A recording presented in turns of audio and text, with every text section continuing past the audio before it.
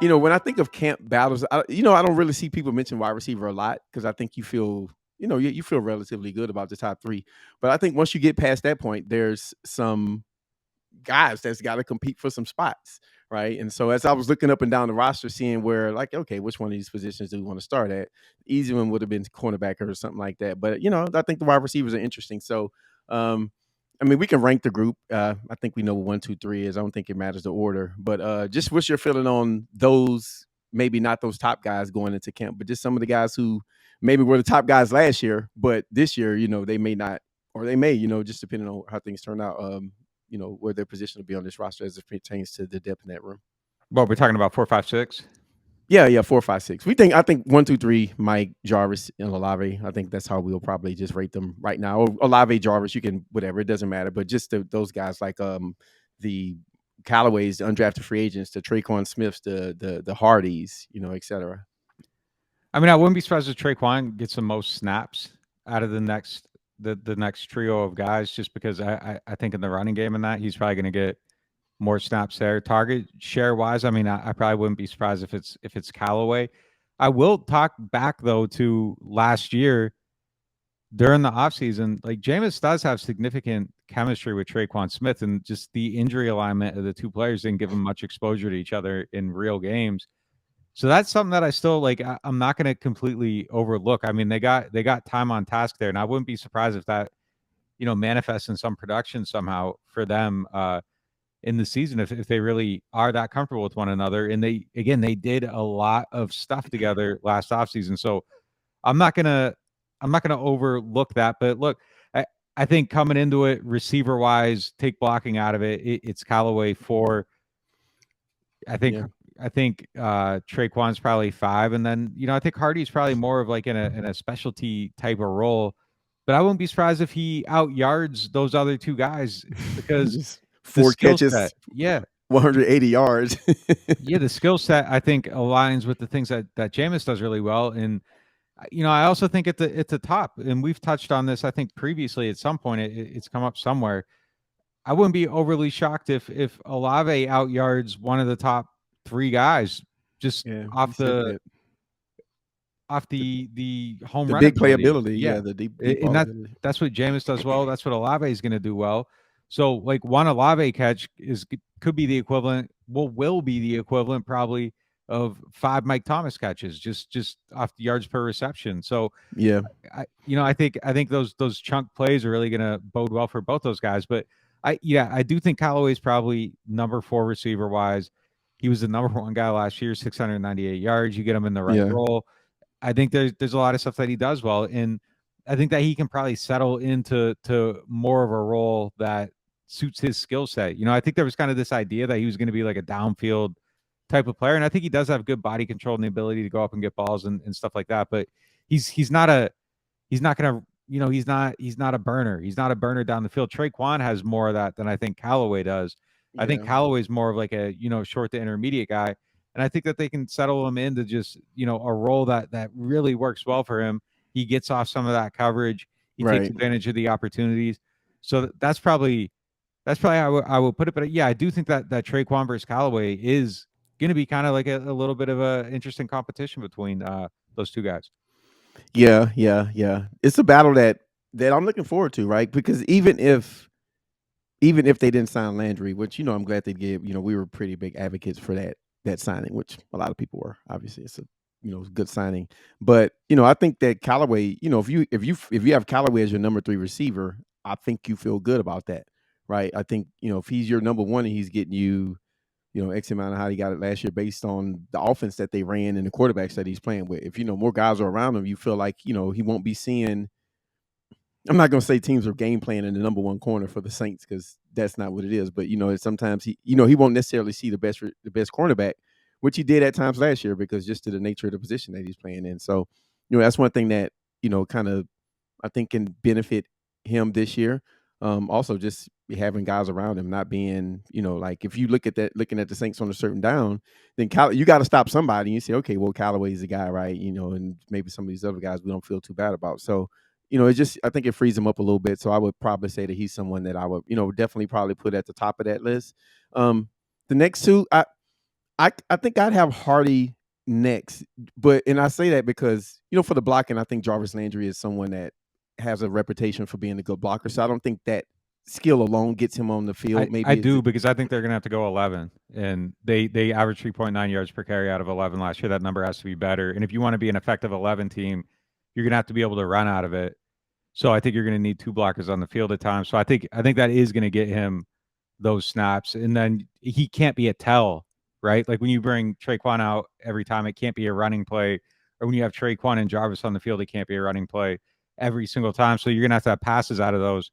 So I think that blocking ability is going to get him probably more snaps than the other two guys, just because they don't have two tight ends that I think dictate snaps. And look, the other thing I will point out that I think is really interesting about that personnel package, up until 2016 with Sean Payton as the head coach, they never went over 50% of their snaps with it. The one season they did before that point, 2012 season, Pete Carmichael's your OC with no Sean there.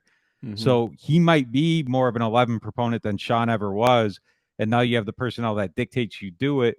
I wouldn't be surprised at all if they lean into that extremely heavily next year. Yeah, I don't think they have no choice but to lean on 11 personnel, Right. really. I mean, or even empty sets. That's what the strength of your team is, right? I think you have better. Your numbered 1 through 4 receivers are better than your number 1 tight end, whoever that is, and we'll get into that. So I think it'll force them into, I would say Marquez Callaway is a better receiver than anybody that's playing tight end on the team, at least at the moment, based on, last time we saw those guys play. So, but yeah, one of the things I think about Hardy, why I would, and what I had him where I had him in training camp hasn't started yet, so this is all fluid. But I think he's someone that provides a skill set that only Olave has, right? And so and Jameis and him, they have chemistry with the deep ball, and I'm just not willing to forget about that, right? Like he was their best receiver at times last year, in small stretches. He wasn't healthy. So I don't know. I think he's someone that, with those guys around him, the skill sets from the guys around him, the Mike Thomases, the Jarvis Landry's, the guys that can go over the middle, he's someone who is very fast, who can, get over the middle, can track the deep ball, and has some rapport with Jameis. So yeah, he's just someone I'm keeping my eye on, and I think he can still have a place in this offense, even though you would obviously say Olave is probably higher No, on the I depth think I, chart th- I than him. think I think he definitely has a spot in the offense. I think you got to pick your spots with him. I think Tre'Quan probably outsnaps the other two guys. Like I said, I wouldn't be surprised by that at all if they carry all six players. I wouldn't be surprised if any of these, That's the you know, question. Like, I mean, they may have to let somebody go, right? yeah. And And I mean, I that's wouldn't be, it could go any direction. Honestly, like if they were to add somebody else, like I wouldn't be shocked by that either. Like there's just a lot of things that could happen at this spot. I would probably be if any one of these guys got let go, it would be like a major like whoa situation. It would you're saying it it would would be, be yeah, it would be. It would be a headline type of situation. Any one of these three guys mm, got let go, but it wouldn't be like, oh my god, what okay. are they doing? Like there's a plausible thing where maybe one of them isn't on the team, and if you sign Jarvis early, does that dictate some of your actions afterward? So there's a lot of things that go into this. Yeah. Do I you think even there's a place. re-sign Tre'Quan if you knew you was bringing Jarvis back? I mean, that's I a still fair think you question. need him, man. I still think you need him. I know people hate him, and they don't want to. Nobody's ever gonna. He's one of those guys. No matter what he does, he's never gonna get credit for what he does. At this point, he's always gonna be I think we kind of. know what he is. I mean, this is you and I talking about talking football. Like we know what he is, right? It's like I think he's a solid player that deserves a place on pretty much any football team. I think he does enough things well. Health is the issue when he's healthy. I think he's worthy of a spot. He blocks well. He makes catches in traffic. He does a lot of dirty work. He's not a glamorous guy.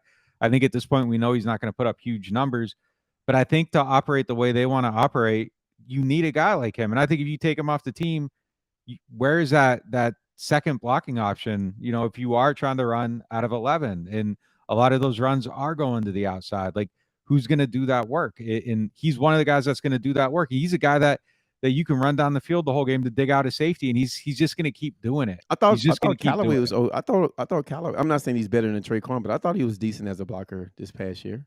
I mean, He had his moments. yeah, he's fine, but like Traquan's like that's his that's his bag, man. Like he does that well. They paid him pretty much for that skill. Like I don't think he's going to end up off the team. I know a lot of people want to cut him.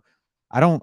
I couldn't make that prediction Well, right I'm now. indifferent about it. Yeah, I'm I think indifferent about it, I but I think they get what you're keep saying. all 6 of these guys. I think they're a better team with all 6 of them. There's a place for all 6 of them, and frankly, I think all 6 of them should be active on game days. Like I think there's a lot of stuff that you can do with these players, and So if you, when do you? But here's a question I would have about it. If you got a wide receiver whose his best attribute is a run blocker, you don't need him on most nickel downs. Like the most important down on the like, I don't see a scenario where let me not say that, but if you're putting 3, 4 wide receivers on the field and you need pass catchers because it's 3rd and 8, right? Like, I'm just struggling to see where he fits. So now it's like, okay, well, is he relegated to early downs? And then how valuable is that, right? And I so think it's just, Tre'Quan gets down the field. He's a 3rd down player. He can play on 3rd down. He's made a lot of catches down the but field. would you play him over Mike Thomas, Olave, Jarvis Landry, or Callaway on 3rd down? I mean, I could very easily see a scenario where he cycles in on 3rd downs. Yeah, absolutely. Okay. I don't think it's. I would never look at the field and be like, man, what's he doing out there on 3rd down? Well, yeah, I wouldn't Tre'Quan's say made a that. lot of Yeah. tough catches on 3rd down. Like I go back to the Detroit game. That he played excellent in that game. Like he's made a lot of plays. He makes plays down the field.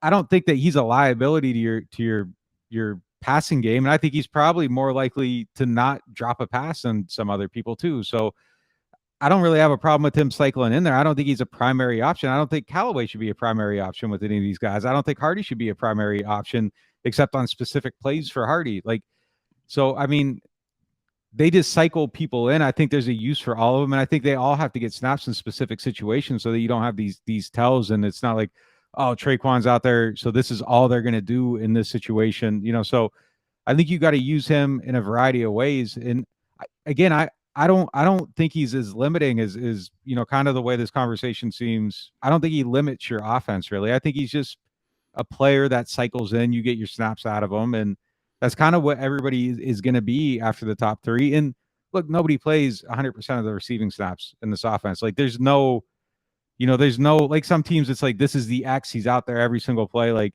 Hmm. that just isn't what they do. Like so all these guys, if they're on the team, they're going to play. They're going to have a role, and they use them to blitz the defense essentially through their personnel packages. So I don't think that's going to change. I think Pete's from the same school of thought as Sean Payton, and I think they're going to probably operate the same way. But I don't think that it's like with any of these guys, I wouldn't be like, what are they doing on the team? Like I think they all have a useful role, and you got to be mindful of how you use them. And if you are going to be receiver heavy, I think having all these options is probably a good thing. And I think having 6 guys where you look at it and you're like, man, all these guys deserve a place.